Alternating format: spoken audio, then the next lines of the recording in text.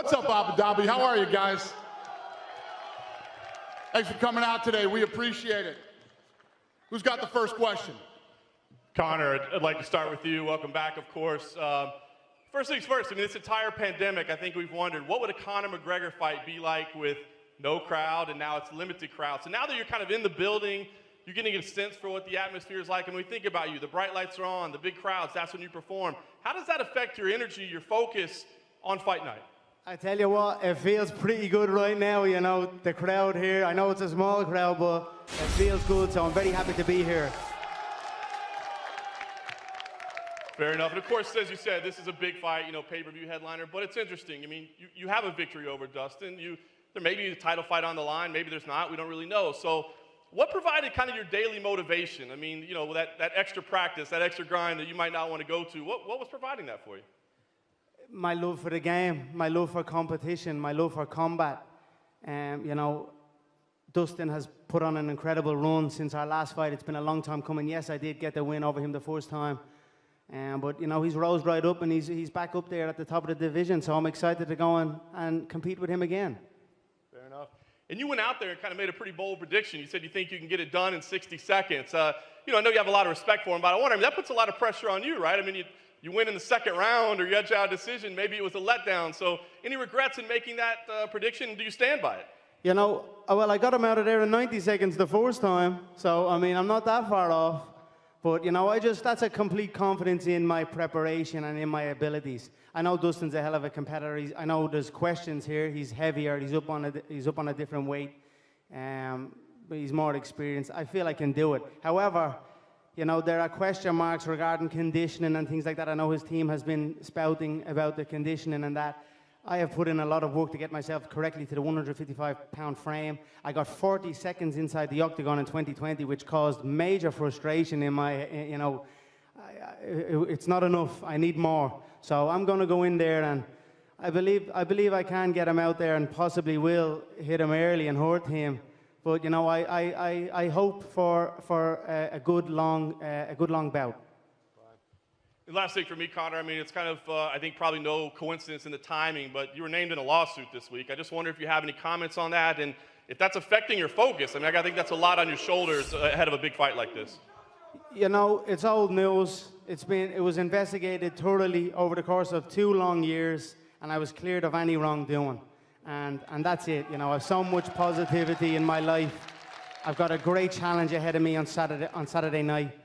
And I'm very excited to get in. I put in an immense amount of work to get my frame correct at 155, to get my conditioning. You know, I want to answer questions here, and I hope Dustin can bring it to me, and we can have a good fight.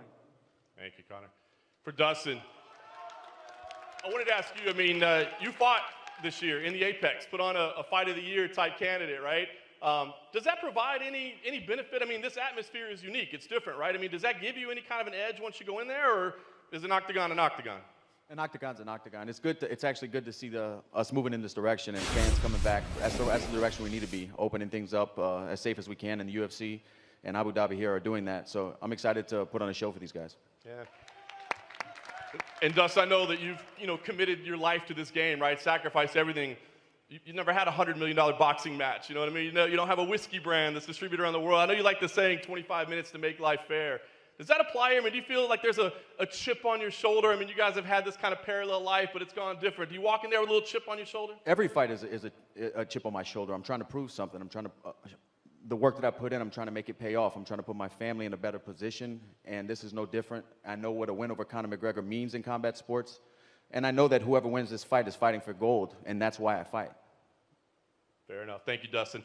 And just one last one for Dana, please. Dana, obviously this is a massive pay-per-view. Sir, you've got the hot sauce, Dustin. I'm actually I'd love to taste the hot sauce. I got a bottle for you. I appreciate that. I've got a bottle of proper for you. I'd love to share that. So, you know what I mean? He's putting in the work. I've been highly impressed. I think the whole business has been highly impressed. After that loss many, many years ago, he rose up, became champion. He's given so much back. I'm honored to share this octagon with this man. I know we have this competitive fire, and it's still there. There's still that in us, you know. There's no denying that. We have a clash, and it's going to be a good firework-filled bout. But the respect is admirable for this man from me. I don't want to make it seem like we're up here giving each other back massages, but Conor's, I just want to clear the air. Conor's team, McGregor Sports Entertainment, did reach out to my foundation, and they are, starting the donation to the Good Fight Foundation, and we have huge, huge plans for that. So Conor, man to man. Pleasure, brother. My pleasure. Thank you. You're going to help a lot of people Yes, with that. Yes, and you. Maybe you could help him with the distribution deal for the hot sauce. Of course, no problem. I got to taste it first, though. I don't put my name to something unless it's the proper, you know what I mean? Unless it's the finest. I got you. You'll taste it Sunday morning, then I'll give you a bottle after, yeah? It's perfect. Fair enough. Dane, I just want to ask you, like I said, I mean, this is a huge pay-per-view event to kick off the year. You kind of stirred the pot a little bit with the piracy, the online streamers. They want to come after you and give this thing away. So, any regret in kind of maybe stirring the pot a little bit? I'm glad you asked me about that because we got one. We got him. We're watching this guy right now. All you have to do is turn it on Saturday, and we got you, fucker. I can't wait. Turn it on Saturday, streamers, and see what happens. Thank you for asking me that question. Pipe down. Who's next? Question for Michael over here. Welcome to the UFC. This is your first real big press conference in your new home. I don't think anyone for years thought you would be here. So what are your first impressions of the UFC fans now at this press conference? This is great, man. Thank you. I appreciate it. It's awesome to be kind of a historic night. 10 months of not having any fans during a worldwide pandemic. It's nice to share this opportunity with the fans, man. It's been a long time coming, and there was moments where I wasn't sure if I would ever make that jump to come over. The circumstances needed to be right. It needed to feel right. A couple months ago, having that conversation with Dana, it felt this is where my new home needed to be, and everything has been wonderful thus far, and I'm excited to go out there, start this new chapter. Got a blank page on Saturday night to start this new chapter of my career. I'm excited to get out there and compete. And I know you're not looking past Dan, but you had said in the media day you were looking forward to at least sizing up Conor, being around him, seeing what he's about. So have you seen him in the hotel? And if you haven't, what do you think now?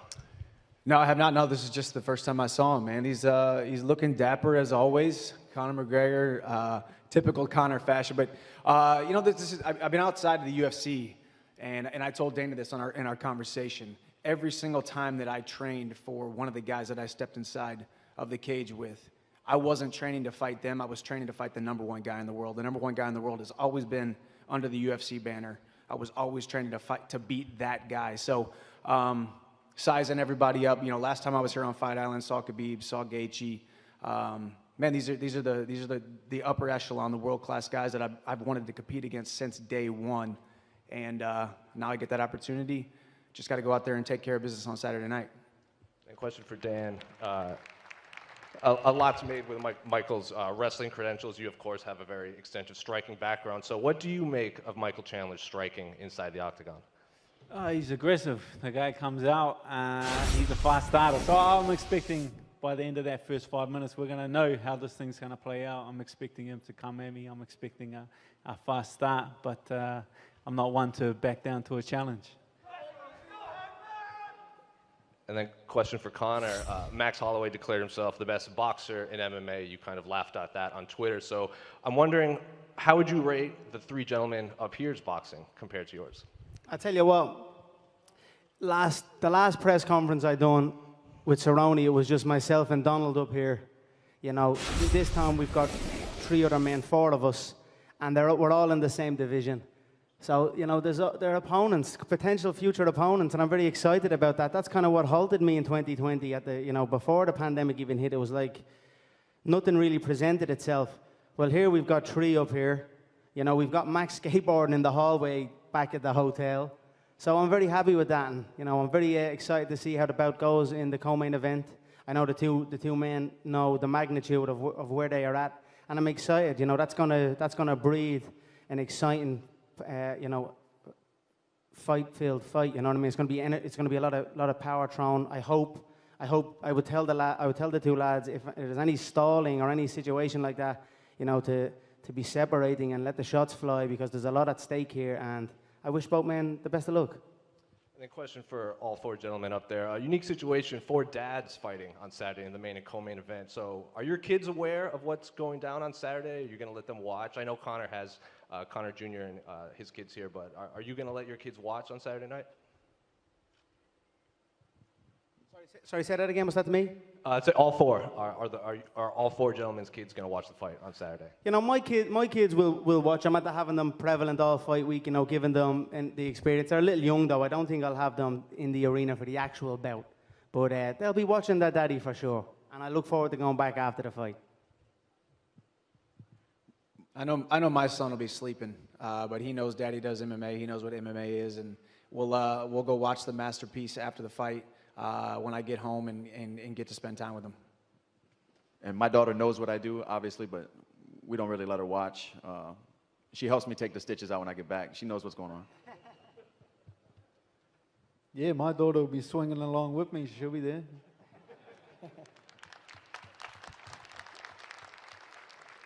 Who's got the next question? Well, one more for you, Dana, right here. Khabib did an interview yesterday saying he still doesn't want to make his mom upset by returning. Have you seen that interview, and have you spoken to him again since your initial conversation? I told you guys, we'll see what happens this week. We'll get him. We'll get him.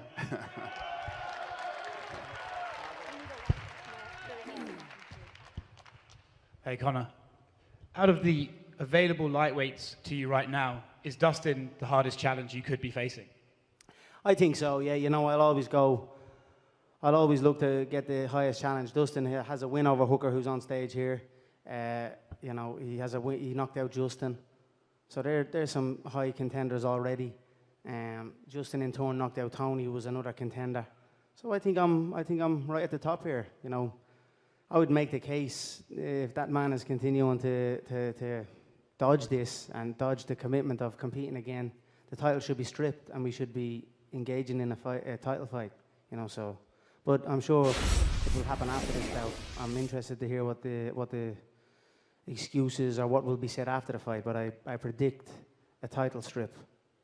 Going off a prediction, you said it's going to take 60 seconds to beat Dustin. It might go longer. But do you have the shot in mind already that you want to finish him with, or is that something that presents itself in the fight? I have a million shots. I have so many weapons in my arsenal. And, you know, they're all fine-tuned at this time. I'm in a phenomenal place. And I look forward to getting out and showcasing, you know, painting my picture and putting on a beautiful performance for the fans around the world. And for you, Michael, we know your story that you've just come into the UFC, but now you're up there on a press conference stage. Has it set in yet that you're making a UFC debut?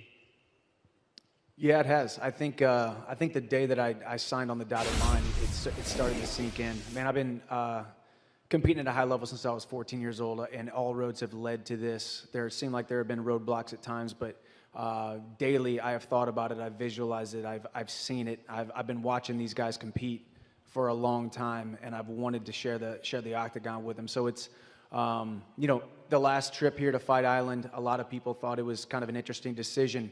I wanted to be the guy that said yes when a lot of guys said no. So I stepped up, I said yes, and I reaped a lot of reward from that. Now all the familiar faces that I'm going to be rubbing elbows with, coworkers, and my tenure here in the UFC. Now they're all familiar faces, and it's all gone well thus far. Weight's on point, and here we are getting ready to step into not just step into the octagon, but step into a co-main event slot on a huge pay-per-view, a historic night. As these guys have said, this is a big opportunity for all of us, and we're going to go out there and we're going to go put on a great show.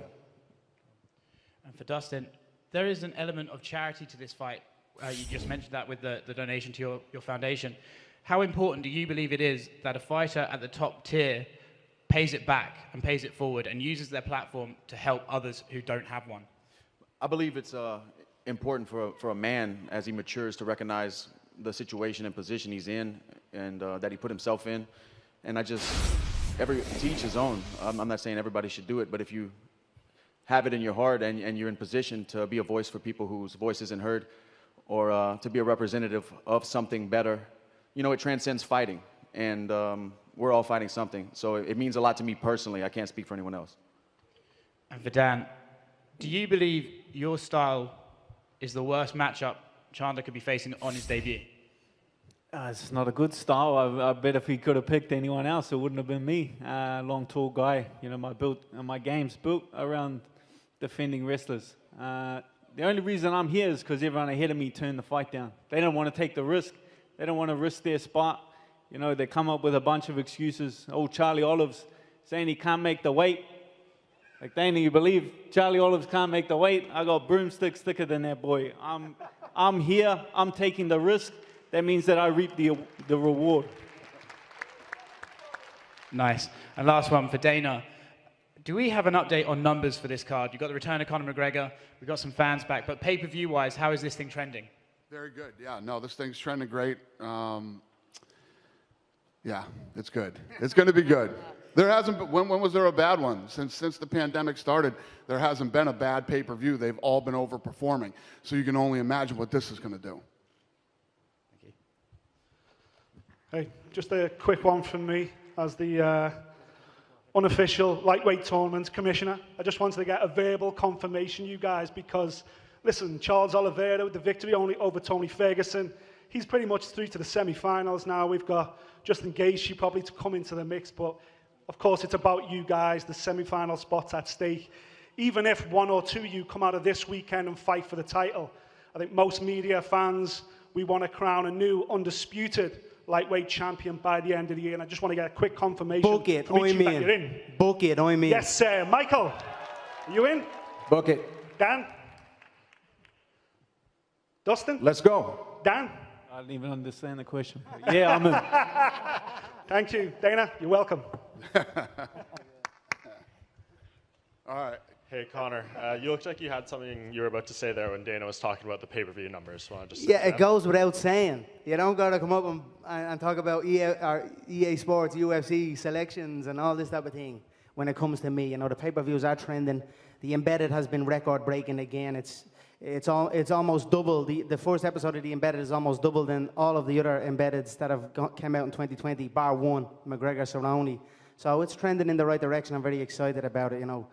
I'm very excited to give these guys the platform here, you know what I mean? And like I said, and I'm happy to hear Chandler say this and Hooker say this, you know, take your chances and reap the rewards here. So that's it. So there's going to be 2 cracker fights, and I'm ready. And as the guy from BT said about the tournament, book it, we're in. And that's amazing. Let's go. One more for you, Conor. I know you kind of said at the beginning the narrative about your conditioning and everything going into this fight. Can you just expand on that? And why do you think there are those doubts about your cardio? You know, I think it's a myth. Obviously, I had the Diaz one, the first Diaz fight. I went from featherweight, and then a month or so later, I was at welterweight. You know, that's obviously going to have impact. And then there was other issues. But, you know, I think overall it's a myth, and it's a myth that's, you know, it's out there, and that's it. I hope we can answer it, and I will answer it in time. At some stage, I keep showing up here. You know, someone's going to be able to stay in the pocket with me and stay in there and fight with me.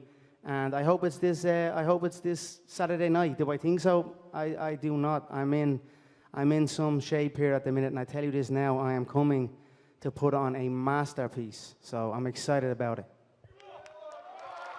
And just one for you, Dustin. I know you said prior to the fight with Dan there that you didn't really like that there was a certain expectation that you would win going in, and you kind of relish being the underdog more. Can you just speak a little bit more to that, and do you feel at your most comfortable going into a fight like this? I'm not sure if I relish it, but of course I want to be cheered when I walk out, but I'm acquainted with it. I know the feelings, and I've been in this position time and time again. That's just it. I'm just acquainted with it.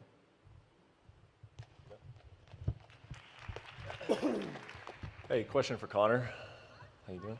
I've enjoyed listening to you talk about, you know, getting the frame right for 155, and it struck me that it's kind of crazy that you've only competed there twice. You've been in the UFC for, what, 7 years? You've only competed at 155 pounds twice. Is that your ideal weight class, do you think? Do you think that's where you operate at the highest level? I've done pretty good in all the other ones as well. Yeah. You know, I've done good in them all. I've secured belts in multiple divisions, and I've secured knockout victories in multiple divisions. I do feel great at this weight, but, you know, whatever I commit to, I feel great at. You know, when I do the welterweight bouts, I feel great. I feel strong and big. I still feel this now. You know what I mean? I feel fast also. So I'm excited to get in and showcase it. Like you said, I have not had that much fights at 155 pounds in the UFC division, or in the UFC. And I'm eager to put in a stint, to get a run going.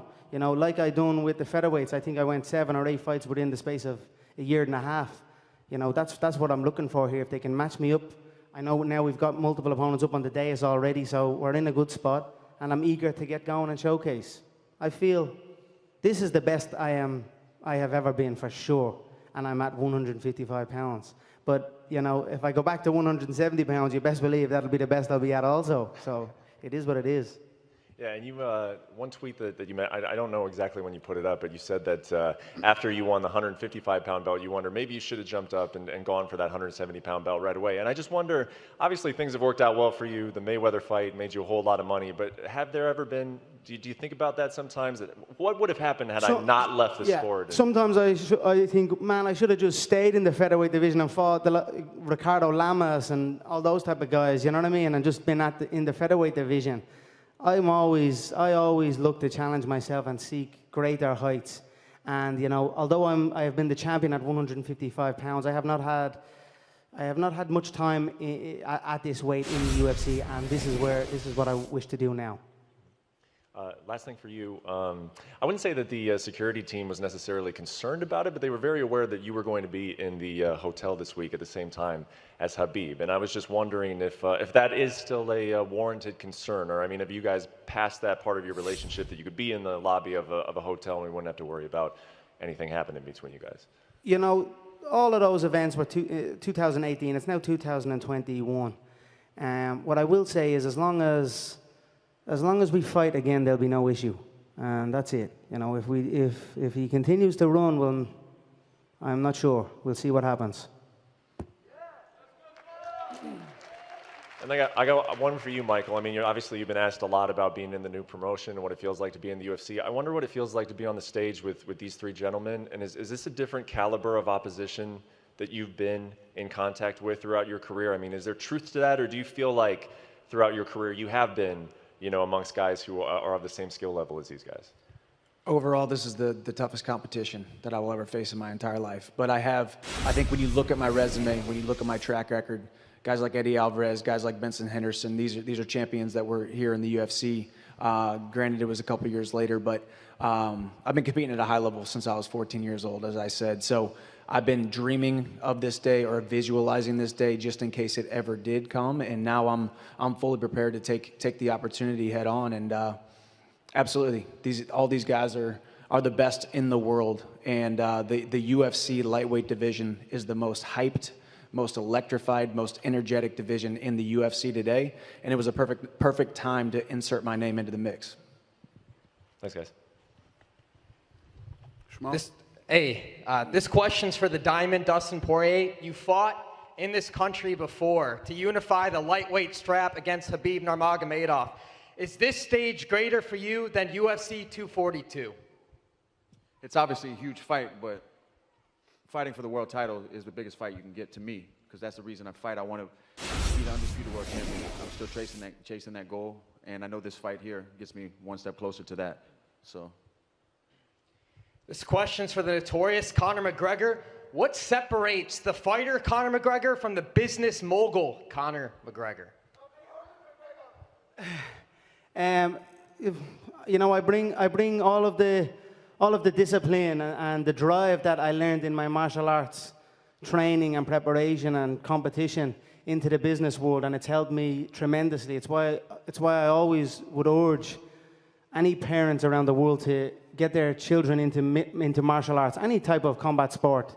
And it's not necessarily to compete. If they wish to compete, well, then they can compete. But the things that they learn through martial arts, you know, you cannot learn it anywhere else, and it will translate into many other things, especially the business world. So it's pretty much the same, two of the same. And lastly, for Michael, you've sized up all of these lightweights now. The last one here is Conor McGregor. You've rubbed elbows with all of them. What do you make of this guy sitting next to you? Hey, he is exactly who we think he is. He is exactly who he thinks he is. He's got a track record. He's a global superstar for a reason. But all of that doesn't matter when you step inside that octagon when the cage door closes. We all know that. He knows that. But as far as the man, as far as what he's accomplished, as far as, just as you alluded to, outside of the cage, what he's done eyeball-wise, attention-wise for this division, for this promotion. It's nothing short of amazing, and it's awesome to share this opportunity, share this stage with these guys. And it's, as you can see, I think there's a lot of growth up here. I think we've seen a lot of growth in Conor, one of the baddest men on the planet, now one of the most daddest men on the planet. I think all of us, as you alluded to, we're all dads. We all started coming up hungry, humble, and now we're dads and really fighting for a different purpose. So you kind of see that in him, you see that in Dustin, you see that in Hooker, and you see that in myself. So, man, either way, Saturday night, we're all going to go out there, put on a great show. Everybody buy that pay-per-view. Let's go. Appreciate that, brother. Thank you. Conor, how you doing, mate? You've evolved so much in your fighting career, but I think you've always been an artist inside and outside the cage with your fighting style and your ability to sum up things in such a poetic manner. But can you just talk to me a little bit about how you define yourself as an artist? I'm just an insanely driven young man, you know what I mean? I'm passionate about what I'm passionate about, and I give it my all. That's it. I'm a hard worker, true and true. If something needs to be done, Conor McGregor gets it done. Make no mistake about it. That's awesome. Staying on the topic of art, I wanted to read you a quote from 2013 that you said. It's really poignant, and I think it deserves to be read out in full, so just bear with me. I've lost my mind on this game, like Vincent van Gogh, dedicated his life to his art, and he lost his mind in the process. That's happened to me, but fuck it. When that gold belt is around my waist, and my mother has a big mansion, my girlfriend has a car for every day of the week, and my kids' get everything they ever wanted, then it will pay. Then I'll be happy I lost my mind. Can you just reflect and talk to me about how that makes you feel hearing that in 2021? You know, it's been some ride. I've got it done, and I'm up here, mad as a brush. You know what I mean? I've been through it all, my friend. You know, I appreciate that, and it's been a wild ride for me. It's not been easy at times, but you know, what a life. And I tell you what, I wouldn't want it to be any other way. I'm very excited to be back here. I'm very excited to have fans back in the area. I'm very excited with the competition, the multiple competition. Yeah. I just feel invigorated. You know what I mean? And as you said, about artistry and all, and Vinnie Van Gogh, I'm going to paint a beautiful picture here inside this octagon on Saturday night, and I'm very excited to do so. Awesome. Thank you so much, mate.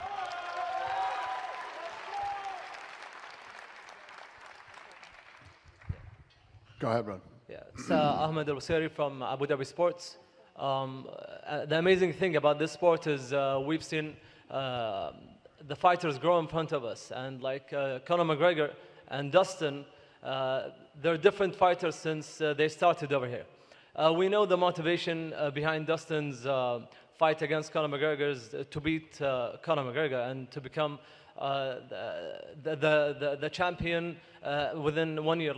But you, Conor McGregor, you fought Jose Aldo and you elevated the standard, and then you fought Eddie Alvarez and you became the double champ, and then you're fighting, you're just elevating standards each time. So beating Donald Cerrone last year, and now you're fighting with Dustin Poirier. What's your motive after this, after 7-8 years of competing in the UFC? I feel like I'm only starting, man. Everyone kind of wants to, hey, Conor, you've done it all. You're so rich. You're richer than Dana over here. What are you doing here? I'm like, am I not allowed here? I want to be here. I want to perform for the fans. I'm a young man. I've got many highlights. You know, but all the money, all the belts, everything, that comes and that goes. You know what lives on? Highlights, fighters' highlights. You look at Roy Jones Jr.'s highlights, Mike Tyson's highlights. I still look at them today, Ali's highlights. I want my highlight reel to be like a movie. You know what I mean? So that's what I'm after. I'm looking to get in and perform and put on amazing highlights that I can sit as an old man with my son and just watch back and just enjoy life. You know what I'll be drinking? A nice proper 12 by the fire in the Emerald Isle of Ireland, and this is it, man. I'm just loving my life. Please don't be trying to get rid of me, guys. I love it here, man. I helped build this. I helped do this. I'm here, and I love it, and, man, I have plenty of motivation. You know what I mean? Dustin's a hell of a competitor. What does the champ do? He does it twice. Okay, I conquered it. Let's conquer it again. You know what I mean? Conquer it again. You know what I mean? Do it twice. That's what the champ does.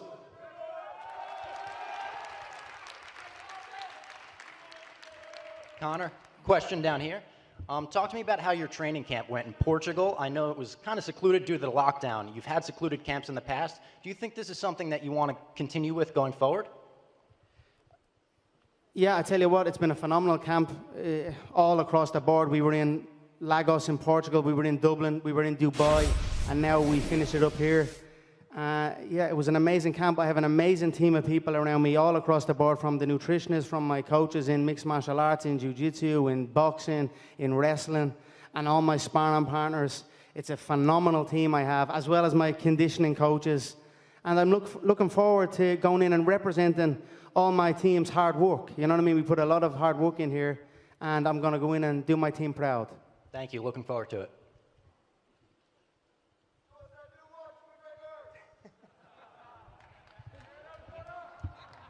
Who else? Yep, go ahead.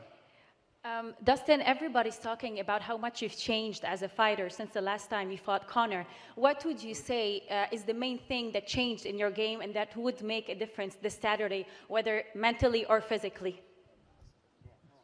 I think technically as well, mentally for sure, technically as well. I mean, 6 years since we fought, you have to evolve to stay at the top of the division for this long, to stay in the company for this long. And just maturity. And I don't care what anybody out here thinks anymore. I used to care too much. I don't care. That's a superpower, not giving a fuck. And that's it.